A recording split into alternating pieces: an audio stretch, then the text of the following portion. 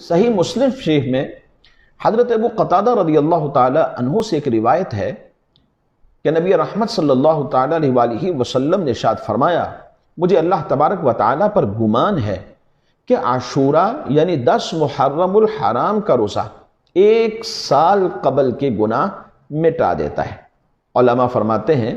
مگر بہتر یہ ہے کہ عاشورہ یعنی 10 محرم الحرام کے روزے کے ساتھ 1 دن پہلے یا 1 دن بعد ایک روزہ اور ملا لیا جائے۔ اس کی وجہ یہ ہے کہ حضرت عبداللہ ابن عباس رضی اللہ تعالی عنہما نے یہ ارشاد فرمایا کہ جب رسول اللہ صلی اللہ تعالی علیہ وآلہ وسلم نے عاشورہ کے دن کا روزہ رکھا اور صحابہ کرام علیہ رضوان کو یہ روزہ رکھنے کا حکم بھی ارشاد فرمایا، تو صحابہ کرام علیہ رضوان نے عرض کی، یا رسول اللہ صلی اللہ تعالی علیہ وآلہ وسلم، یہ تو وہ دن ہے کہ جس دن کی تعظیم یہود و نصارہ کیا کرتے ہیں۔ تو رسول اللہ صلی اللہ تعالی علیہ وآلہ وسلم نے فرمایا کہ اگر ہم آئندہ سال زندہ رہے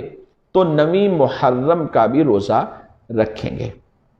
تو علماء نے اس حدیث مبارکہ کے تحت یہ بات لکھی کہ عاشورہ کے دن روزہ رکھنا یہ مستحب ہے، اور یہ بھی مستحب ہے